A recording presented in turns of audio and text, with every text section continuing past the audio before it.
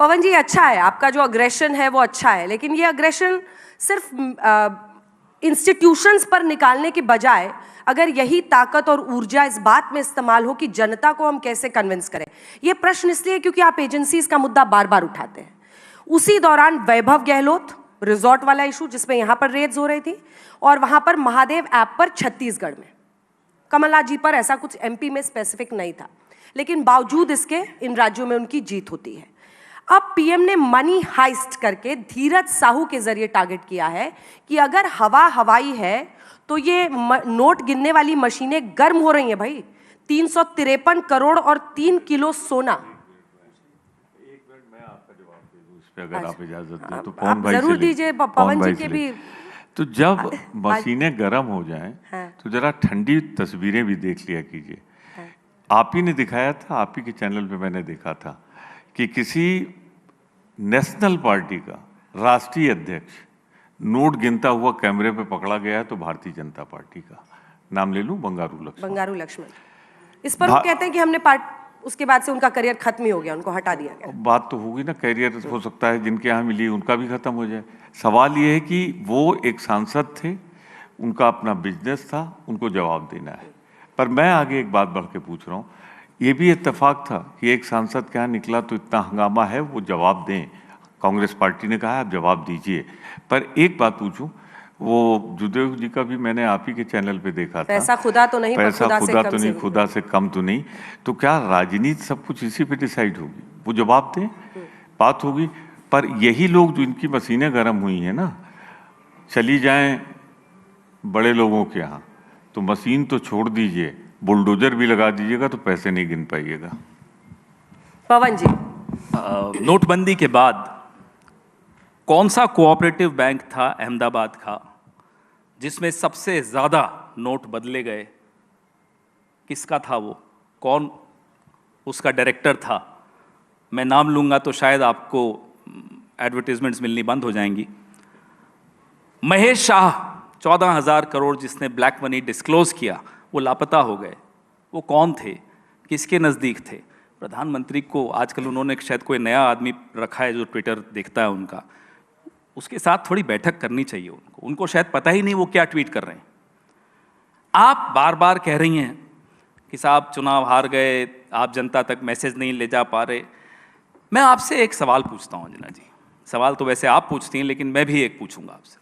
आज से 2 महीने पहले आपने कितने कार्यक्रम किए? महिला आरक्षण, प्रधानमंत्री तो सबसे महान मसीहा हैं महिलाओं के, 3 राज्यों में मुख्यमंत्री बने। अरे अपनी पार्टी में कोई महिला नहीं मिली होंगी, अंजना जी को ही बना देते। वसुंधरा राजे का में क्या कमी थी? उन्हें नहीं बनाएंगे। कांग्रेस पार्टी ने तो 3 राज्यों में महिला मुख्यमंत्री दिए हैं। नहीं, हमारी तो अभी जीते ही नहीं। आप ही कह रहे हैं आपको नहीं, सुप्रिया श्रीनेत को बना देते आप। नहीं, हमारी तो इतनी महिलाएं कैसे बनाते बताइए? हार रहे फिर भी बना लेते। अभी नहीं हुआ, वो वक्त आएगा। अगर मोदी जी ऐसे ही चलते रहे तो वो वक्त भी आएगा कि भाजपा हार जाए फिर भी मुख्यमंत्री बना देगी। अभी वो वक्त नहीं आया। ये वाली कॉमेडी सही मुझे बैठी एक नहीं। बात बताइए, हाँ। मुझे एक बात बताइए। शीला दीक्षित यहाँ 3 टर्म्स थी मुख्यमंत्री, पहली प्रधानमंत्री इस देश की महिला किसने दी? मोदी जी कम से कम महिला आरक्षण का इतना बड़ा झुंझुना आप सबके हाथ में पकड़ा कर, अब मौका आया था तो वसुंधरा जी को घर पे बैठा दिया। आप लोग भी कमाल के हैं। एग्जिट पोल के दिन तो नड्डा जी का चेहरा दिखा रहे थे जब बीजेपी हार रही है, जब सही नतीजे आने लगे तो मोदी जी का चेहरा फिर से सामने आ गया। अरे साहब, आप लोग भी तो इस नशे से बाहर आइए, फिर देखिए देश कैसे रिस्पॉन्ड करता है हमारे मैसेज को। मैं बार बार ये दोहराता हूं, हम आपके बगैर अधूरे हैं। मोदी जी भी आपके बगैर अधूरे हैं, ये मैं मानता हूं। नशे में आप हैं सर। हम क्या नशे में? हमारा तो नशा आप लोग सब रोज उतारते हो। आप संस्थानों पर उंगली उठाते रहेंगे। सब संस्थानों पर ही हमला हो रहा है अंजना जी। जब हमला संस्थानों पर हो रहा है, जब मीडिया की निष्पक्षता पर हमला हो रहा है, तो हम क्या सवाल भी नहीं उठाएं? या अब उस पर भी आपत्ति है आपको कि सवाल क्यों उठा रहे हैं? लगता है ऐसा आपको लगता है? आप अभी पूछ लीजिए लोगों को लगता है कि इस मीडिया निष्पक्ष है या नहीं है? इस भ्रम में जीते हुए आपके लिए मुश्किलें और बढ़ेंगी।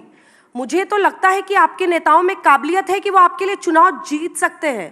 क्यों नहीं जीत पा रहे हैं ये बताना आपका काम है, लेकिन आप नेताओं पर मंथन करने को तैयार नहीं है, स्ट्रैटेजी पर मंथन करने को तैयार नहीं है।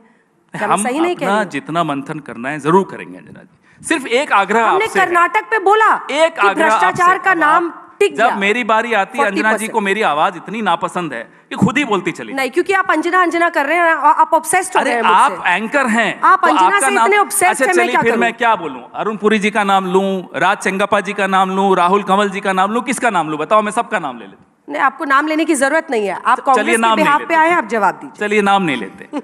मैडम तो कह सकते हैं।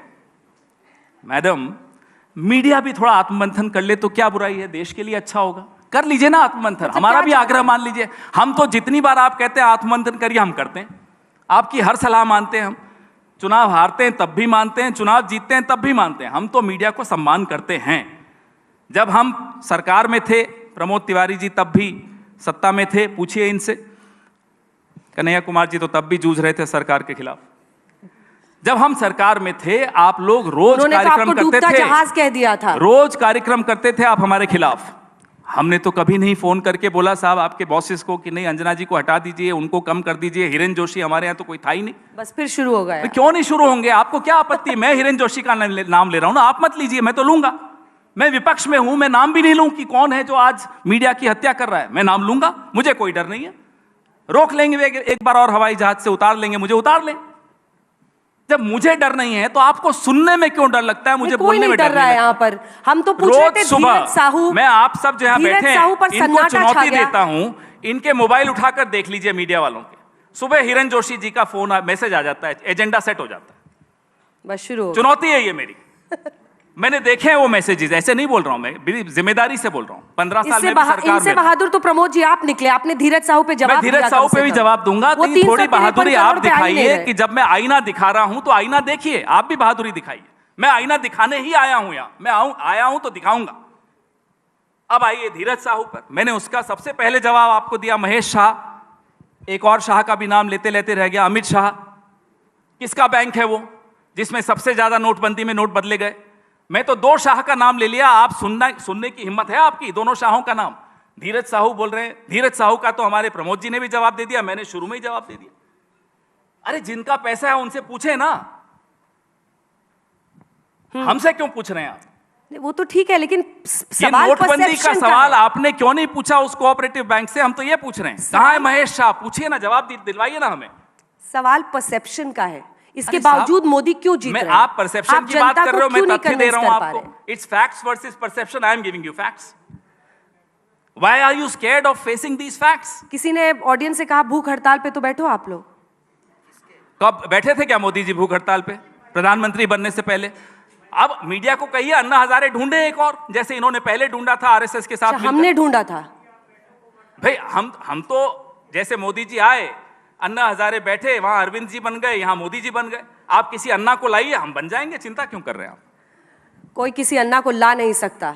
नहीं, हमें सब मालूम है कौन अन्ना लाया पैदा था। होते हैं और अन्ना के जिस और तरह लोग अन्ना पैदा आंदोलन में होते हैं जब और लोग फिर सो जुड़ते जाते हैं। हैं। पवन जी, आंदोलन को आप बिलिटल मत कीजिए, क्योंकि उस बहुत आंदोलन बढ़िया। में क्या जो भी है, नहीं, जो मैं भी नहीं है, बिलिटल करूंगा। उस आंदोलन से कईयों की दुकान चली, हाँ, ये भी मीडिया सही में भी है। कईयों की दुकान चली, ये भी सही है। पॉलिटिक्स में भी कईयों की दुकान चली, इसलिए मैं उसको बिलिटल नहीं कर रहा हूं।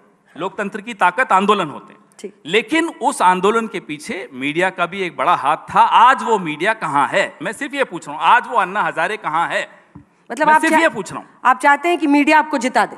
नहीं, मीडिया तो न जिताता है न हराता है, आप ही कह रही हैं। तो आप बात परसेप्शन की हो रही है, आप ही कह रही हैं। तो मीडिया जो परसेप्शन बना रहा है आप विपक्ष के बारे में, राहुल गांधी जी के बारे में, मोदी जी के बारे में, आप उस पर भी तो थोड़ा सवाल उठाइए कि ये परसेप्शन आप किस आधार पर बना रही हैं? जीत हम और जो हार अगर के आधार सवाल- पर। अरे साहब, कमाल अब कन्हैया जी को बोलने दीजिए तो। चलिए, आपने मुझसे पूछा था इसलिए मैं जवाब दे रहा हूं। जब मैं ज्यादा बोल देता हूं कहते हैं नहीं कन्हैया जी को आप आज एकदम फॉर्म में, आप ऐसे ही नहीं, डटे मैं तो रहिए, हमेशा full बल्ला form में उठा के रहता आप हूं। डटे रहिए। बस ये जरूर कीजिए कि कभी कभी जब बंद कमरों में बैठे तो अपने नेताओं को भी आईना दिखाते हम रहिए। सब जगह सब आईना एक दूसरे को कन्हैया जी। दिखाते रहते हैं।